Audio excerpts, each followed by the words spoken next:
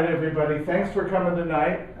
Tonight we're going to talk about how you can retire in a very realistic manner using real estate as the main vehicle.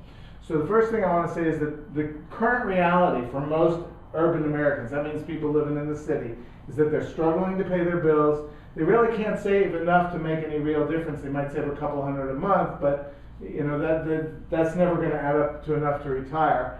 And the truth that we now know is that 65% of Americans are never going to be able to retire.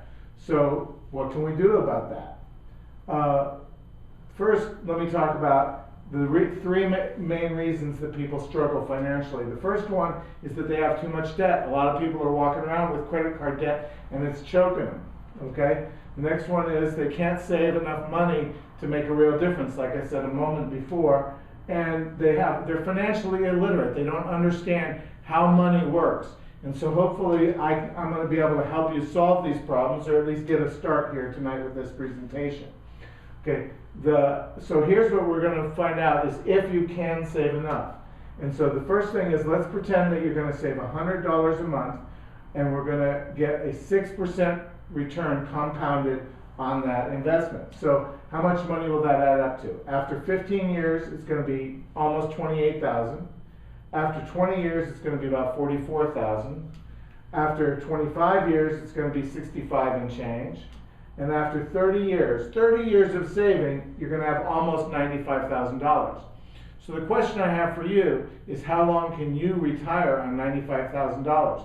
Maybe if you're very conservative, 2 or 3 years. But remember, that's 30 years from now, and we're going to see some inflation between now and then, so it's not going to seem like all that much 30 years from now, okay? So, and how many years of retirement income do you need? You planning on living 1 year after you retire, 2 years after you retire, or do you want to live a long time? So that's why you really can't save enough money to make a difference. So let's go a little further into that, and I'll give you an exact scenario. So let's say you have 20 years to retirement, you have $10,000 in savings, and you're able to save $400 a month. That's pretty good, $400 a month. And your current monthly expenses are $4,000. That's not that high. I talked to some people this presentation earlier today. They said their monthly expenses is $5,000 a month. All right. So if you save that $400 a month on top of the $10,000 and you get 6%, which I think is a generous rate of return, you know, you might be able to do better than that if you know how to invest in the stock market, and we'll talk about that in a second, but you may get less. A lot of people look at your 401ks, you're probably getting less than that right now. And so 20 years from now, that's going to throw off $1,341 a month, which leaves you, and if we only had 3% inflation, your $4,000 a month cost of living is now $7,224, which leaves you almost $6,000 a month short. Okay, $5,883. All right. So this is a chart of real estate prices in Los Angeles, and the reason that I use this is because this is very real world. You could have lived this, and California collects better statistics than Nevada does. If you notice that the median home price in January of 1990 was $210,000 in Southern California. And if you look at the chart, you can see that prices went down a little bit, mostly because of the peace dividend. The federal government stopped spending so much money on aerospace in Southern California, so a lot of those jobs went away, and there was a kind of a decline in housing prices. But then you can see toward the end of the 90s, prices started going up, kind of crazily. And then you see that peaked in 2008 at $640,000 for the median price. That means half sold for more and half sold for less. Then you see how dramatically prices fell off. But you see then they started coming back up again in 2009. And this chart only goes to January of 2014. It's much higher now, but you can see that then it was, I don't remember the exact number, like 460 or something like that in January of 2014. Right now, they're already back up above the highs in 2008. Okay? All right, so now this is the Dow Jones Industrial Average, and you can see the chart is similar to the prices of over the same period of time. They don't move in lockstep. They're not identical one to the other. But, assets, when the economy's good, assets tend to go up. When the economy's bad, they tend to go down. So if you'll see right now, again, January of 2014, the Dow Jones Industrial Average was higher than it had ever been in history. And that's what I think is happening with real estate prices too. They're just a little behind. All right. So what we did is we pretended that you were going to either buy the median priced house in Southern California in January of 1990 and hold it through 2014, or you were going to invest in the stock market, the same amount of money.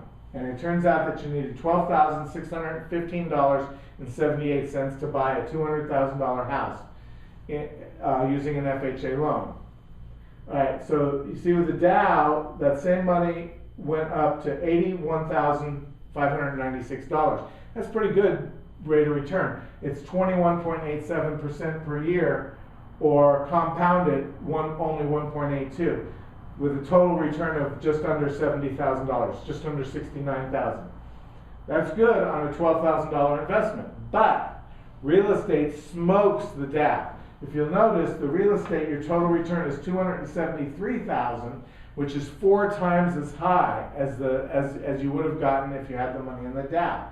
And the compounded annual is 11.46. You can't beat that with a stick. And we're going to use, the reason that you have this is because of the power of leverage. And if you show this chart to a financial planner, they're going to say that leverage is an unfair advantage. So let me ask you a question. Do you want to use the unfair advantage for your benefit, or would you rather play on a level playing field? I want the unfair advantage if I can get a hold of it. Most of the time it's the other guy that seems to have it these days. All right, so here's the question. What do you need to finish strong financially? We think you need 2 things. The first thing you need is to own a home, secure home with no mortgage payment, no monthly payment on it. And the second thing you need is a secure retirement income that will never run out. Most people don't have that these days because 80% of private companies no longer have pension plans. So you may have a 401k, but it's not a secure money that will run out. You could easily run out of money, as we showed you earlier. So how do we get that? There's like 5 clicks there. All right. We have a 2 investment strategy, and I'm gonna run through that. The median price house here in Las Vegas about a year ago was $210,000.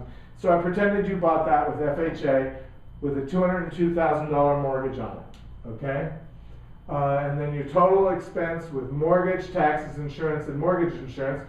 If you notice that $143.54, when you get some equity in the house, as soon as you have 22% equity or more, you can refinance and get rid of your mortgage insurance, and you'll save that $143. But for right now, we put a $30 homeowners association, because everything's got a homeowners association these days.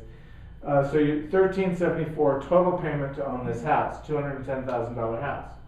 All right.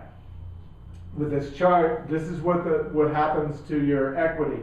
After 5 years, the value's gone up. If it only goes up 3%, which I think is a very conservative number, because from January of last year till January of this year, we saw a 9.5% increase here in Clark County, according to the register.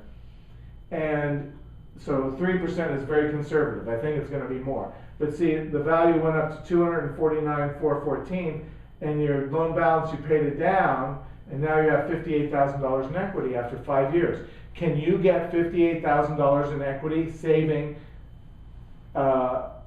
your $400 for 5 years? I don't think so. We already established that's not going to go that way. So, and then you see 10 years, 15 years, 20 years. After 20 years, you have $314,000.33. Now I want to go back to the 5 years. Notice that you have more than 22% equity after 5 years. So at that point, you can refinance, get rid of the mortgage insurance, and that's important when we get to the next step.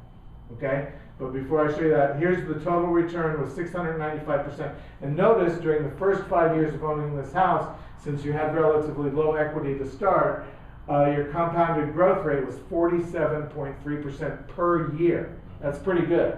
Okay, you'll see when I show you the other example, we show it at 20 years, and it's not nearly as good a rate of return annualized. So here's so now, when you have held the house for 5 years, we're going to have you buy a second house, move into that house, and rent the first house out. So here's what happens with the first house. You have the housing expense of $1,374, but remember, we got rid of $154 of that by refinancing it. And the rental income today on that house would be about $1,300. But in 5 years, the rental income on that is going to be $1,492 if rents only go up by 3% per year. Okay, and again, I think that's a conservative number because they're telling us, the Board of Realtors is telling us that rents are going up faster than prices are. Okay, so 10 years in, $1,772, and then 15 years in, look, that rent is $2,104. So if you didn't buy, you'd be paying $2,100.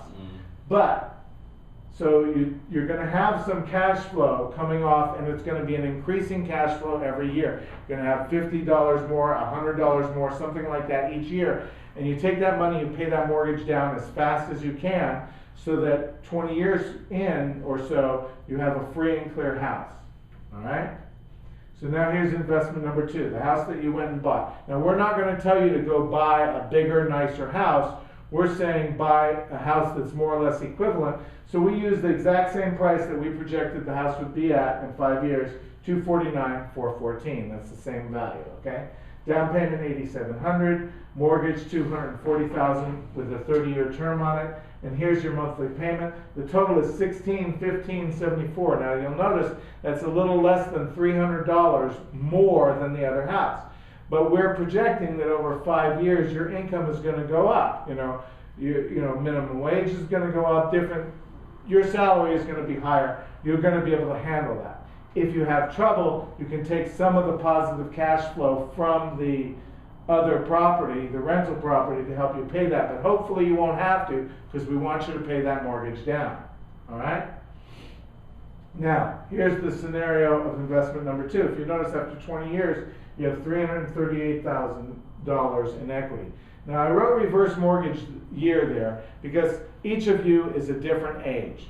Okay? So what that is when you're 62 years old, you can get what's called a reverse mortgage. What a reverse mortgage means, if you have 50% or more equity in the property, you don't have to make any more mortgage payments, and depending on how much you have, they'll even start sending you money each month for as long as you own the property, as long as you stay living in the property. And you could be 105 years old, and if you're still living in the house, no payment ever, okay?